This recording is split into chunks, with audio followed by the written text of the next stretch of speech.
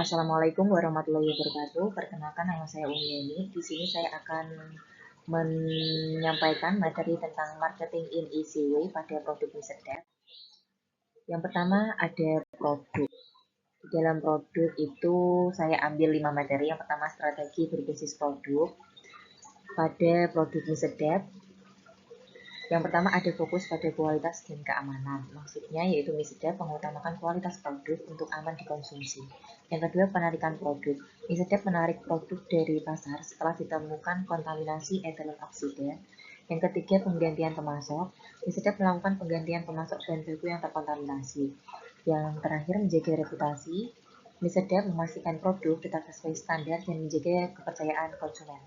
Nah, menurut pendapat saya tentang strategi berbasis produk pada mie sedap, yaitu dengan ditariknya mie sedap karena terkontaminasi menunjukkan betapa pentingnya kualitas dan itu sudah bagus untuk mempertahankan kepercayaan konsumen. Selanjutnya yaitu konsumen behavior. Yang pertama ada persepsi konsumen terhadap keamanan produk. Nah, pada produk mie sedap diberitahu bahwa ada kandungan etilen oksida pada produk mie sedap. Konsumen bereaksi negatif, mengurangi kepercayaan mereka. Yang kedua, tindakan penarikan produk.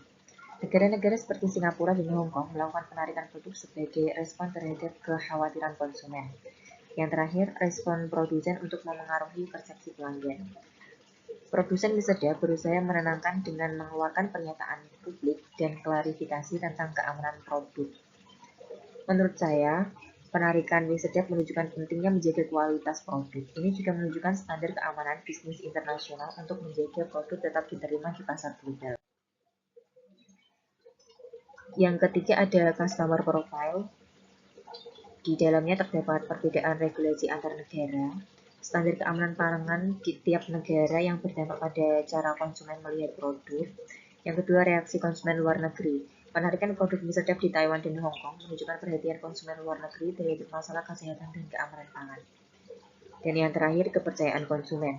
Upaya perusahaan mempertahankan kualitas dan keamanan adalah kunci dalam membangun dan mempertahankan loyalitas pelanggan. Menurut pendapat saya tentang customer profile produk mie sedap, yaitu pentingnya bisnis seperti mie sedap memahami undang-undang negara tujuan ekspor untuk menghindari kehilangan pasar di luar negeri. Selanjutnya yaitu produk benefit. Yang pertama ada varian rasa beragam, kedua kualitas rasa, tiga tekstur kenyal, empat inovasi produk, dan yang terakhir penghargaan. Menurut pendapat saya mie sedap sudah cukup bagus karena memiliki banyak pilihan rasa yang selalu baru sehingga tidak bosan. Selain itu kolaborasinya dengan budaya pop membuat merek ini lebih menarik.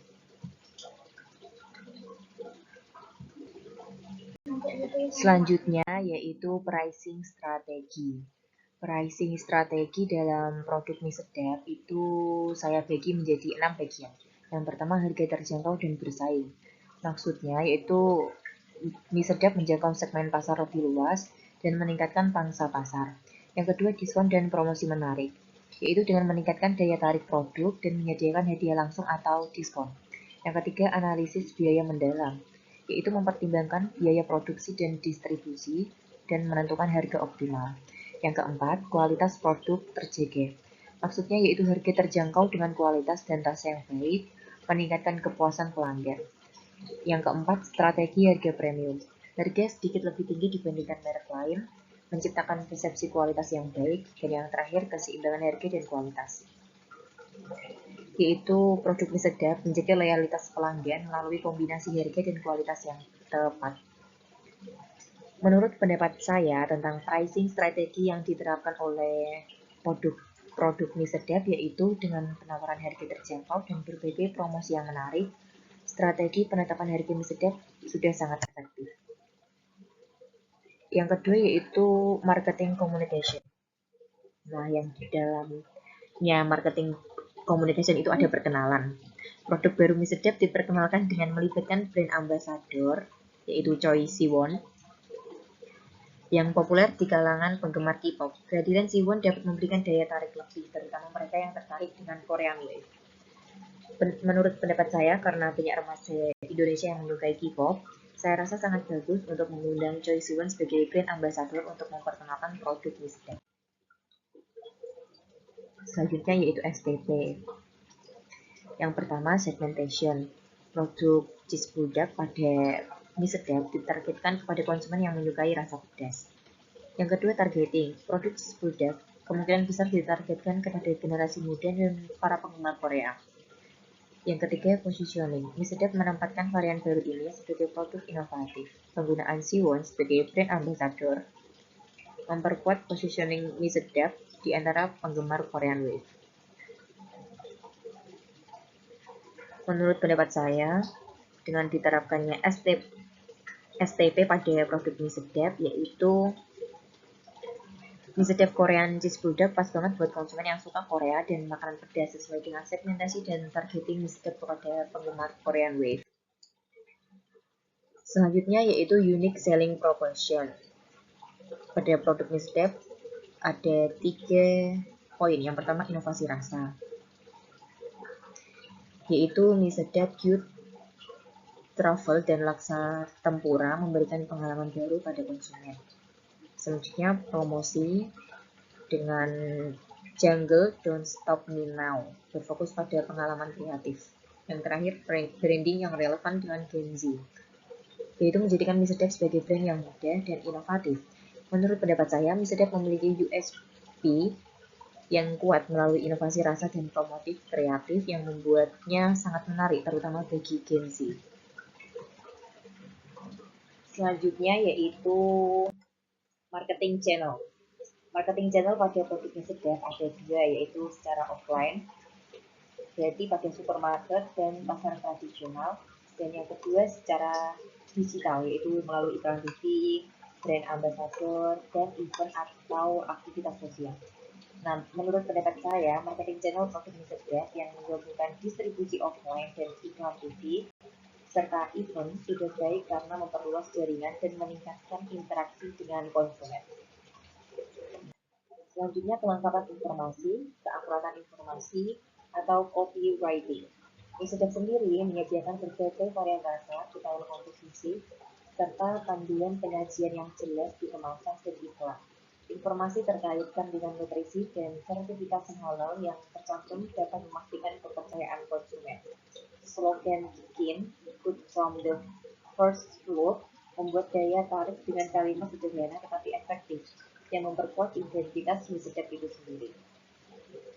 Menurut pendapat saya, sudah cukup bagus karena mie sedap memberikan informasi lengkap, akurat, dan didukung copywriting menarik untuk meningkatkan daya tarik konsumen. Selanjutnya yaitu customer. Yang pertama ada STP. STP sendiri dibagi menjadi 3, yaitu segmentation. Maksudnya yaitu mie sedap dipasarkan di Indonesia dan beberapa negara lain termasuk Malaysia dan Timor Leste. Targeting, mie sedap awalnya ditujukan bagi pasar modern, namun setelah mendapat respon positif, target pasarnya diperluas ke kota-kota dan pusat perbelanjaan. Yang terakhir yaitu positioning, berapa jumlahnya, yaitu mie sedap cepat menjadi populer seperti Indomie hanya beberapa saat awal pada peluncurannya, ia memperoleh sekitar 13% pangsa pasar. 2 tahun kemudian, dari tahun 2004 sampai 2006, Wings Food memperoleh sekitar 15-20% pangsa pasar.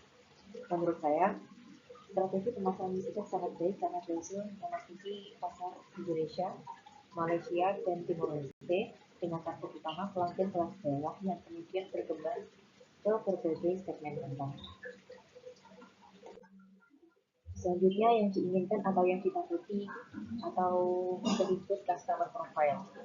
Yang diinginkan adalah anak muda yang suka mencoba variasi baru, yang lebih memilih harga terjangkau dan secara aktif menggunakan teknologi modern. Yang ditakutkan yaitu kelemahan distribusi dan kompetisi yang kuat dari merek lain seperti Indomie. Menurut saya, mie sedap memiliki kecerdasan untuk menarik minat anak muda yang ingin mencoba rasa baru dan berhemat.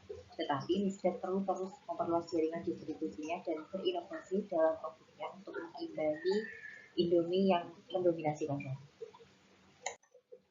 Selanjutnya, distribution channel pada produk mie sedap, yaitu apakah dipakai sendiri, dijual lagi, atau bisnis to consumer, atau bisnis to bisnis. Nah, dibanding sendiri, artinya mie sedap umumnya dibeli oleh konsumen untuk dikonsumsi sendiri. Setelah dijual lagi, mie sedap mau didistribusikan melalui pengecer dan pedagang grosir yang menjual kembali produknya. Yang ketiga yaitu bisnis to consumer. Mie sedap tersedia di berbagai lokasi termasuk supermarket, minimarket, dan pasar konvensional sehingga memudahkan pelanggan untuk membeli. Yang terakhir, bisnis to bisnis. Maksudnya yaitu mie sedap bekerjasama dengan distributor dan perwakilan untuk memastikan produknya tersedia di banyak toko retail. Menurut saya, saluran distribusi mie sedap sangat efektif karena menyambungkan penjualan langsung ke konsumen melalui berbagai platform, serta kerjasama distributor atau pengecer untuk membuat produknya mudah didapat di mana-mana. Selanjutnya, marketing communication pada produk mie sedap. Yang pertama, produk mie sedap menawarkan harga yang terjangkau, terutama di segmen pasar kelas bawah. Yang kedua, mie sedap seringkali melakukan promosi yang berkolaborasi dengan public figure yang dapat meningkatkan daya tarik konsumen. Dan yang terakhir, mie sedap sering mengeluarkan varian rasa baru sesuai dengan tren konsumen Gen. Menurut saya, strategi komunikasi pemasaran mie sedap sangat baik karena mengetahui cara menarik perhatian konsumen melalui 3 cara efektif, yaitu harga murah untuk konsumen minat, kemitraan dengan artis ternama, dan inovasi serta rasa yang sesuai dengan selera anak muda. Selanjutnya adalah customer adalah aset atau strategi marketing. Pelanggan setia tidak hanya mendatangkan pendapatan saat ini, tetapi juga pendapatan masa depan. Dengan mempertahankan dan meningkatkan kepuasan pelanggan, mie sedap mampu menciptakan nilai seumur hidup pelanggan. Menurut saya, pendekatan mie sedap sangat tepat karena berfokus pada kepuasan pelanggan dan membuat pelanggan setia yang akan membeli produknya dalam jangka panjang untuk keuntungan jangka panjang juga. Yang terakhir yaitu materi tentang feedback. Yang pertama adalah call center pada produk mie sedap. Mie sedap berupaya khusus untuk memberikan feedback kepada para pelanggannya. Konsumen menggunakan media sosial sebagai platform utama untuk menyampaikan keluhan dan informasi. Perusahaan pada umumnya cukup responsif terhadap komentar di medsos, namun masih perlu terus melakukan perbaikan. Meskipun tidak semua produk memiliki halaman produk terperinci, situs resminya juga menyediakan informasi lengkap untuk mendapatkan masukan. Menurut saya, mie sedap sudah menunjukkan ketertarikan yang besar mendengarkan suara pelanggan, namun masih ada perbaikan agar sistem umpan balik lebih efektif dan membantu lebih banyak lagi pelanggan. Selanjutnya, marketing research pada produk mie sedap. Mie sedap sangat berkomitmen pada riset pasar. Perusahaan secara aktif mengumpulkan data dan pendapat konsumen untuk membuat strategi pemasaran dan produk yang lebih baik. Beberapa komitmen ini terlihat dalam upayanya seperti varian rasa baru, perubahan desain kemasan, dan kampanye pemasaran yang ditargetkan.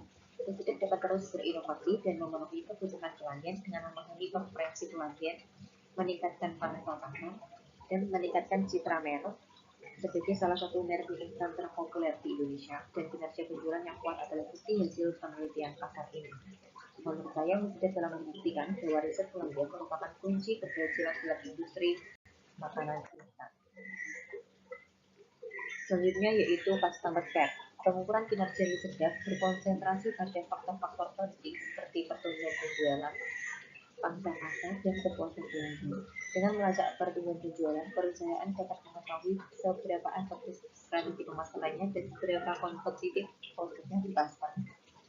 Pangsa pasar juga merupakan indikator penting untuk menentukan seberapa kompetitif mie sedap di pasar. Kesadaran merek dan kepuasan pelanggan dipelajari melalui ulasan dan survei. Ini memberikan dasar bagi perusahaan untuk terus meningkatkan kualitas produk dan memenuhi harapan pelanggan. Menurut pendapat saya, pengukuran kinerja mie sedap melalui penjualan, pangsa pasar, dan kepuasan pelanggan sangat penting untuk menjaga daya saing. Selanjutnya yaitu Customer Relationship Management.